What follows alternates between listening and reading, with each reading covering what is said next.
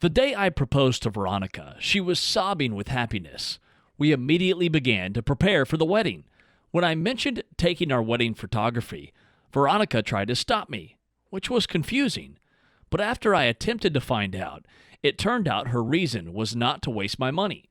I laughed and insisted that I wanted to take wedding photos to capture the moment of our happy life. Despite not feeling entirely happy, she agreed to do it. When the day of the wedding came closer, however, exactly 4 days before the wedding took place, my bride Veronica suddenly disappeared without any contact.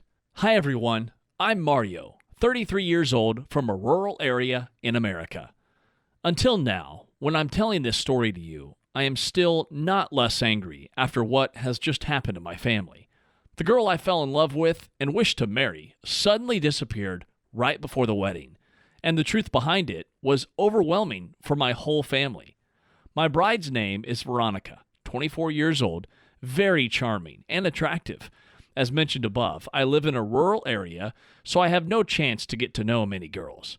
Moreover, I was the only son in the family with my father, who died 4 years ago when the family's farm business was growing very well. I took over the family business and had to replace my father to look after my 60-year-old mother. So I didn't pay attention to dating and getting married. It was not until the last 1 year, after winning a big contract of supplying organic vegetables for a big local supermarket and making sure we have enough workers to ensure the work, did I have time to think about getting married. Is that most of the girls who are at least okay in my area are already married. Thanks to the recommendation of a friend, I know a dating application that is quite easy to use. All I need to do is download the app, answer a few questions about myself and my ideal girlfriend. After that, I just need to wait a few minutes to have a long list of girls that fit my wishes.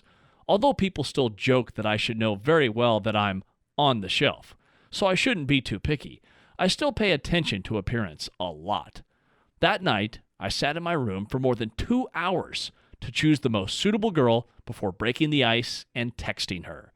And finally, I found Veronica. If compared to the city girls, Veronica has nothing outstanding. But one of my filters for ideal girlfriend on that app is that her location has to be close to where I live. And Veronica is the prettiest of the local girls I see in that app. Even better, she answered my message after only 5 minutes I sent it out. In the next 2 weeks, Veronica and I stayed up late to talk and get to know each other.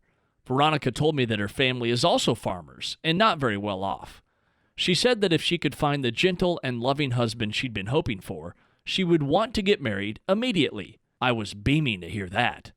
When I told my mother about that, she immediately urged me to invite Veronica to go on a date in real life to learn more about this lovely girl. On my first date, Veronica asked me to pick her up at a local church where she volunteered. My God, that gentle and sweet girl had such a warm heart, really making me admire her even more.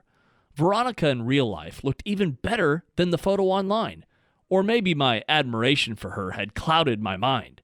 We had dinner together at a restaurant near where I lived.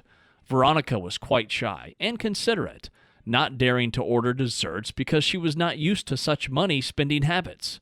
I had to convince her for a while before she chose the least expensive item from the menu. I liked this girl. After the appointment that night, Veronica and I met very often, sometimes at the cinema, sometimes at a sporting competition in the area. Other times, Veronica asked to visit my house to get to know and help my mother. At that time, we had dated only for 3 months. Although not officially married, Veronica was considered by my mother as her child in the family.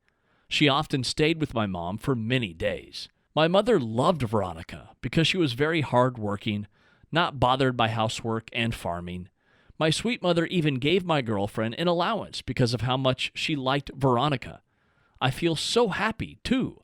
But Veronica never let me meet her parents because she was embarrassed by her background. When I insisted and said I didn't mind, she started to cry and said that her parents were very rude, making her feel so ashamed that she didn't want them to annoy me.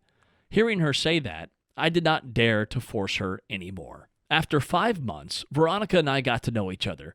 My mother started to urge me to quickly propose and marry Veronica, lest I miss such a rare girl. Although my friends at the farm advised me to think carefully because we had not known each other for too long, my feelings for Veronica were genuine, so I ignored what other people said.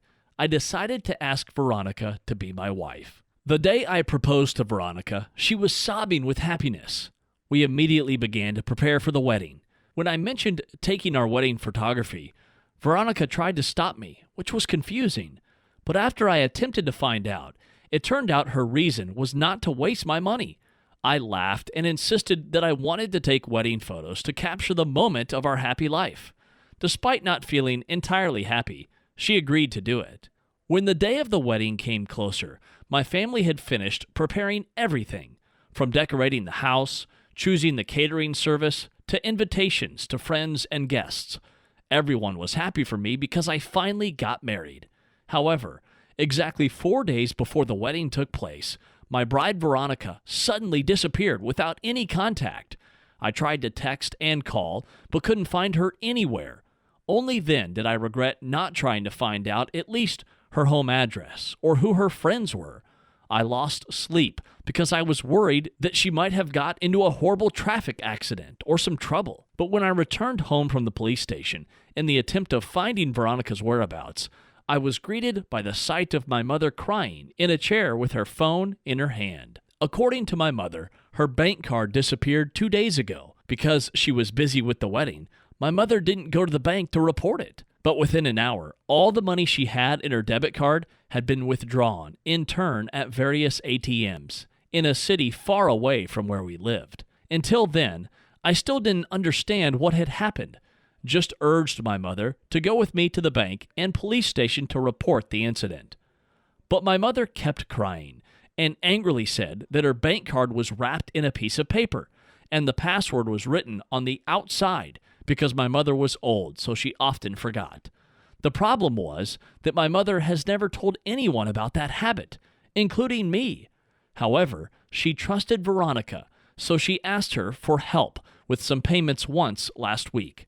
And now that the card had been stolen, the most suspicious object is Veronica. I still didn't want to believe Veronica was a fraud, but immediately I also took my mother to report this incident to the police. Exactly 2 days later, Veronica was arrested by the police. The police officer in charge of the incident said that when they arrested Veronica, she was staying in a luxury hotel and dressed like a lady with money, not a rural girl without money. She went to that hotel with another man who she met online.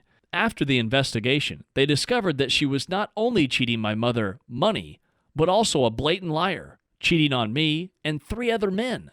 At the same time dating me, she also cheated on the remaining men in other cities with similar tricks. These people were gullible and gave her a lot of money because of her poor situation. At the police station, Veronica stated, "I had no intention of cheating in the beginning when using the dating app, but the men who used this app were desperate and gullible, so I became greedy.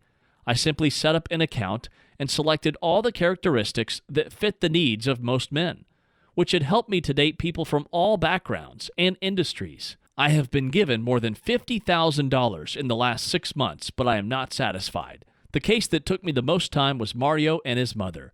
Mario insisted that I take a wedding photo. Well, I didn't want to leave a trace. He was also so serious that I had to play the role of a hardworking farmer to win his family's heart. So I decided to trick him the biggest one. When Mario and his stupid mother weren't home, I stole her bank card." Hearing Veronica's confession, my mother fainted in shock. I also couldn't believe that I was so stupid to believe a woman who I just met for a few months. Veronica admitted that she didn't love any man she dated. The purpose of her approach was simply to cheat them for money. Veronica's last words, when asked why such wrongdoings, made me think more. She said, "I just want to have a happier and richer life." Didn't she understand that I just wanted the same thing? To have a happy life with my gentle and faithful wife, like what she appeared to my mother? I really don't know how to face my friends who tried to prevent my decision to marry Veronica before. Guys, don't be silly like me.